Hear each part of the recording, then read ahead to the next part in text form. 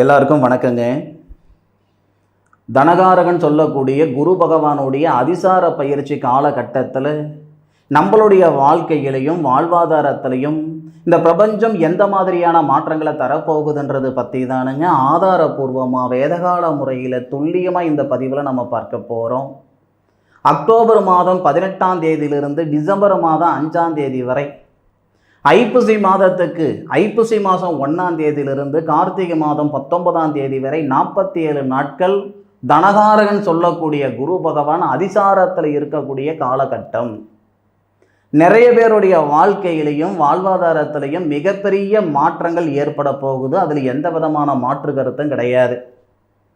இந்த நேரத்தில் ஒரு முக்கியமான விஷயத்தை உங்ககிட்ட சொல்லிக்கிறேனுங்க. கிரக பயிற்சி பலன்களாக இருக்கட்டும், மாத பலன்களாக இருக்கட்டும், வருட பலன்களாக இருக்கட்டும், கோச்சார கிரகங்கள் சாதகமாக இருந்தும் எனக்கு சாதகமான பலன் வரலையே அப்படின்ற ஆதங்கம் நிறைய பேருக்கு இருக்க தான் செய்யுது. என் சுய ஜாதகத்தில் குரு தசை நடக்குது, சுக்கிர தசை நடக்குதுன்னு சொல்கிறாங்க, 9ல் ராகு இருக்குது, குரு இருக்குன்னு சொல்கிறாங்க, ஆனாலும் எனக்கு நல்லது நடக்கலையேன்ற ஆதங்கம் சில பேருக்கு இருக்க தான் செய்யுது. நம்ம கும்பிட்ற சாமிக்கு குலதெய்வமாக இருக்கட்டும், இஷ்ட தெய்வமாக இருக்கட்டும், உலகத்தில் எந்த சாமிக்கும் நாம் ஒரு கோவில் கட்டி அந்த சாமியை பிரதிஷ்டம் பண்ணுறோம்னா அந்த சாமிக்கு அடியில் ஒரு அஷ்டபந்தனம் ஒன்று செய்து வைப்போம். அது மரபு, நம்ம முன்னோர்களுடைய காலங்காலமாக இருக்கக்கூடிய ஒரு பழக்கம். அந்த கோவிலில் பாசிட்டிவ் எனர்ஜி வரணும், நல்ல சக்திகள் மட்டும் இருக்கணும், தீய சக்திகள் விலகணுன்ற ஒரு அஷ்டபந்தனம் பாதுகாப்பு. நம்ம கும்பிடுற சாமிக்கே நம்ம முன்னோர்கள் அஷ்டபந்தனம் செய்திருக்கிறாங்கன்னா நம்மளுடைய வாழ்க்கைக்கும் வாழ்வாதாரத்துக்கும் ஏகப்பட்ட எந்திரங்கள் செய்திருக்கிறாங்க. அது எல்லாமே இன்றைக்கி வியாபாரமாகி போச்சு. கோல் எடுத்தவங்க கொண்டக்காரங்க, தடி எடுத்தவங்க தண்டக்காரங்கன்ற அளவுக்கு ஆகிப்போச்சு. அதுதெல்லாம் அவங்களுடைய கர்மா. நம்மளுடைய நேர காலங்கள் சௌகரியமாக இருந்தோம், நாம் படித்த படிப்புக்குண்டான உத்தியோகம் இல்லையே, வாழ்க்கைக்கு ஏற்ற வளர்ச்சி இல்லையேன்னு சங்கடப்பட்டுக்கிட்டு இருந்தீங்கன்னா உங்களுக்கான ஒரு அற்புதமான ஒரு எந்திரத்தை இந்த நேரத்தில் உங்களுக்கு காட்டுறேனுங்க. இது நம்ம முன்னோர்கள் நம்மளுடைய வாழ்வாதாரத்துக்காக ஏற்படுத்தி கொடுத்த அற்புதமான எந்திரம். இந்த 7 குதிரைகள் இருக்குது பாருங்கள். பொதுவாகவே இந்த 7 குதிரைகள் அப்படின்னா மிகப்பெரிய ஒரு ஒரு ஒரு பவர்.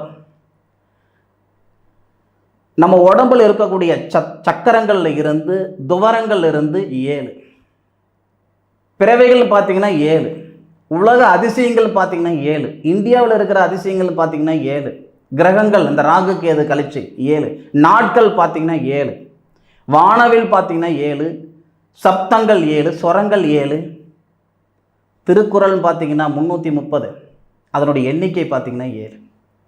இந்த 7ஆம் நம்பர் அப்படின்றது மிகப்பெரிய ஒரு பாசிட்டிவான ஒரு விஷயம். அதுக்காக தான் நம்ம முன்னோர்கள் அந்த 7 குதிரைகள் இடமிருந்து வலம் போகிற மாதிரி ஒரு தத்ரூபமான ஒரு படத்தை வரைஞ்சி சக்கரங்கள் அமைச்சு கொடுத்தாங்க. இது ஒவ்வொரு ராசிக்கு எப்படி எடுத்துக்கிடணும் அப்படின்னா, இப்போ ஒரு எந்திரம் இந்த மாதிரி செஞ்சு வச்சுட்டு எல்லாருக்கும் செட் ஆகிடுமா? அப்படி செட் ஆகாது. இப்போ மேசராசியில் பிறந்திருக்கிறீங்களா, இது காமன். இந்த குதிரைகள்ன்றது காமன். மேசராசியில் பிறந்திருக்கிறீங்களா, இந்த எண்டில் மேச ராசியாதிபதி செவ்வாவுடைய சக்கரம் வரணும். முதல்ல தான் நல்லா இருக்கணும், அதன் பிறகு தனம் தொழில் வளர்ச்சி நல்லா இருக்கணுமா. இந்த கடைசிக்கு வந்து மேசராசிக்கு தொழில் ஸ்தானாதிபதி யார்? சனி பகவானுடைய எந்திரங்கிட்ட வரணும். மேசராசிக்கு 2வது பாவகத்துக்கு சுக்கிரன் தனஸ்தானாதிபதி எந்திரம் இங்கிட்டு வரணும். மன வாழ்க்கை திருமணஸ்தானாதிபதி சுக்கிரன் அவருடைய எந்திரம் இங்கிட்டு வரணும். இந்த மாதிரி 4 எந்திரங்கள் வந்து சென்ட்ரலில் வந்து அந்த குதிரைகள் அமைப்பு வரைஞ்சி மேலே உங்களுடைய குலதெய்வம் பேர் போட்டு, அதன் பிறகு நம்மளுடைய சமூகம்னு ஒன்று இருக்குது. இப்போ நான் வந்து நாயுடு அப்படின்னா என்னுடைய குலதெய்வம், அது என்னுடைய தொழில் அப்படின்னா அந்த தொழில் உண்டான விஷயங்கள். இந்த மாதிரி துல்லியமாக ஒரு வழிமுறைகள் செய்து ஒரு எந்திரம் செய்து வச்சு உங்களுடைய வாழ்வாதாரத்தை தொடங்கினீங்கன்னா 100% மிகப்பெரிய வளர்ச்சியை கொடுக்கும். நேர காலங்கள் நமக்கு எல்லா நேரத்துலையும் சப்போர்ட்டாக தானே இருக்குது, பயன்படுத்திக்கிறதுல தான் இருக்குது. இப்போ குரு பகவானுடைய அதிசார பயிற்சி பலன்கள் ரொம்ப துல்லியமாக ரொம்ப விரிவாக ஆதாரபூர்வமாக சொல்கிறேனுங்க. ஒவ்வொரு ராசிக்கு உண்டான பலன் சொல்கிறேனுங்க. அதில் முதல் ராசி நம்ம பார்க்கக்கூடியது மகர ராசியில் பிறந்தவங்களுக்கு குரு பகவானுடைய அதிசார பயிற்சி காலகட்டத்தில் எந்த மாதிரியான மாற்றங்கள் இந்த பிரபஞ்சம் தரப்போகுதுன்றது பற்றி தான் ஆதாரபூர்வமாக வேதகால முறையில் துல்லியமாக இந்த பதிவில் நம்ம பார்க்க போகிறோம். மகர ராசியில் பிறந்தவங்களுக்கு மட்டுமே இருக்கக்கூடிய மிகப்பெரிய ஒரு பிராப்தம் என்னன்னா, 3வது பாவகத்துக்கு அதிபதி தைரிய ஸ்தானாதிபதியாக குரு பகவான் வருவார். குரு பகவான் அதிசாரம் அடையக்கூடிய நேரத்தில் மகர ராசியாதிபதின்னு சொல்லக்கூடிய சனி பகவான் மகர ராசிக்கு 3வது பாவகன் சொல்லக்கூடிய குரு பகவானுடைய ஆதிக்கத்தில் தைரிய ஸ்தானத்தில் தன்னுடைய சுயசாரத்தில் இருக்கார். தைரிய ஸ்தானாதிபதின்னு சொல்லக்கூடிய குரு பகவான் மகர ராசிக்கு 7வது பாவகத்தில் அதிசாரத்தில் உச்சத்தில் இருந்து மகர ராசியை பார்க்கக்கூடிய அற்புதமான நேரம். எல்லா கிரகங்களும் எங்கே இருக்காங்களோ அங்கிருந்து பலனை கொடுப்பாங்க. ஆனால் இந்த குரு பகவான், அதாவது சுபகிரகம், முழுமையான சுபர் குரு, இந்த குரு பகவான் மட்டும்தான் இருக்கிற இடத்துலேருந்து பலனை கொடுக்கறத விட பார்க்குற இடத்துக்கு பலன் அதிகன்றாரு. அக்டோபர் மாதம் 18ஆம் தேதியிலிருந்து டிசம்பர் மாதம் 5ஆம் தேதி வரை, அப்பசி மாதம் 1ஆம் தேதியிலிருந்து கார்த்திகை மாதம் 19ஆம் தேதி வரை 47 நாட்கள் குரு பகவானுடைய பார்வை, 7வது பார்வை மகர ராசியில் பிறந்த உங்களை பார்க்கக்கூடிய நேரம். அதுபோக லாபஸ்தானம் சொல்லக்கூடிய லாபஸ்தானாதிபதி ஆட்சி நிலையில் இருக்கும் பொழுது லாபஸ்தானத்தையும் பார்க்கிறாரு. தைரியஸ்தானம் சொல்லக்கூடிய 3வது பாவகத்தையும் பார்க்கிறார். இதனால் ஏகப்பட்ட நன்மைகள் மகர ராசியில் பிறந்த உங்களுக்கு நடக்க போகுது. இதுவரை யாரோ பிழைக்கிறதுக்கு நீங்கள் கஷ்டப்பட்டுக்கிட்டு இருப்பீங்க. உங்களுக்கு நீங்கள் கொடுத்துக்கிட்ட முக்கியத்துவத்தை விட உங்களை சார்ந்தவங்களுக்கு கொடுத்த முக்கியத்துவம் தான் அதிகம். உங்களுக்காக நீங்கள் கடன் பட்டுட்டீங்க அப்படின்றத விட உங்களை சார்ந்தவங்களுக்கு கடன் பட்டது தான் அதிகம். இது வரைக்கும் ஒரு ஏணியை போல எத்தனையோ பேரை ஏற்றி விட்டுருப்பீங்க. ஏறினவங்க உங்களை ஏற்றி விடுவாங்க அப்படின்ற எண்ணத்தில் இல்லை, என்னால் 4 பேர் ஏறட்டும், நான் ஏணியாகவே இருந்துக்கிறேன் அப்படின்ற எண்ணம் மகர ராசியில் பிறந்த உங்களுக்கு நிச்சயமாக இருக்கும். இந்த நேரம் உங்களுடைய தகுதியை நீங்கள் உயர்த்திக்கலாம், உங்களுக்கான தரத்தை உருவாக்கிக்கலாம். அதுக்கான நேரம். முதல்ல இந்த 11வது பாவகன் சொல்லக்கூடிய லாபஸ்தானத்தை பார்க்கிறார். என்றைக்கோ நீங்கள் வாங்கி வச்ச ஒரு மனை இந்த நேரத்தில் நல்ல ஒரு விலைக்கு விற்கலாம், அல்லது ஒரு மனம் வாங்கலாம். 2 விஷயமும் நடக்கும். ஏன்னா லாபஸ்தானாதிபதினு சொல்லக்கூடிய செவ்வாய் குருவுடைய பார்வையில் இருந்து உங்கள் ராசிக்கு 2வது பாவகத்தை பார்க்கிறார், தனஸ்தானத்தை பார்க்கிறார். மண் அல்லது மனையில் மகர ராசியில் பிறந்த உங்களுக்கு யோகமான நேரம் இந்த நேரம். அது மட்டும் இல்லாமல் சகோதரன் கூட பிறந்த பிறப்புகள் இடையிலேயே எனக்கு சங்கடங்கள் இருக்குதுங்க, என் அண்ணங்கிட்ட பேசுறது இல்லை, அண்ணன் எங்கிட்ட பேசுறது இல்லை, என் தங்கக்கிட்ட பேசுறது இல்லை, என் அக்கா கிட்ட பேசுறது இல்லை, இல்லை அவங்க எங்கிட்ட பேசுறது இல்லை, இந்த மாதிரியான மன அழுத்தம் சரியாகும். குடும்பத்தில் ஒற்றுமை பிறக்குங்க. ஒரே வார்த்தையில் சொல்லணும்னா குடும்பத்தில் நிச்சயமாக ஒற்றுமை பிறக்கும். அதுபோக லாபஸ்தானாதிபதினு சொல்லக்கூடிய கிரகம் செவ்வாய் தனஸ்தானத்தை பார்ப்பதால், தனகாரகன் லாபஸ்தானத்தை பார்ப்பதால் வெளிநாடு சம்பந்தப்பட்ட வேலை வாய்ப்புகள் வந்து சேரும். படித்த படிப்புக்கு உண்டான உத்தியோகம், உழைப்புக்கு தகுந்த உயர்வு, வாழ்க்கைக்கேற்ற வளர்ச்சி, இந்த மாதிரி அமைப்புகள் எல்லாமே இந்த நேரத்தில் வர்றதுக்கான வாய்ப்புகள் உண்டு. நீங்கள் சொல்லுவீங்க, ஐயா எல்லாரும் இப்படி தாங்க ஐயா இனிக்க சொல்கிறாங்க, காதில் தேன் பாயிற மாதிரி சொல்கிறாங்க, ஒன்றும் நல்லது நடக்க மாட்டேங்குது. ஆதாரம் இல்லாமல் நான் சொல்லலையே. உங்களுக்கு தெரிஞ்ச ஜோசிகாரருக்கு இந்த வீடியோவை நீங்கள் ஃபார்வர்ட் பண்ணுங்க, ஷேர் பண்ணுங்க, அவங்களுக்கு அனுப்பி வைங்க. இந்த தம்பி இப்படியெல்லாம் சொல்கிறாரு, இதெல்லாம் உண்மையான கேளுங்க, அதன் பிறகு சொல்லுவார் அவர். இல்லை அந்த பையன் சொல்கிறது உண்மைதான். குரு பார்வைப்பட்ட கோடி புண்ணியம் ஐயா. குரு உச்சத்திலிருந்து உங்கள் ராசியை பார்க்கிறாரு, தன்னுடைய சுயசாரத்திலிருந்து உங்கள் ராசியை பார்க்கிறாரு. 12வது பாவகத்துக்கு அதிபதி, 3வது பாவகத்துக்கு அதிபதி குரு.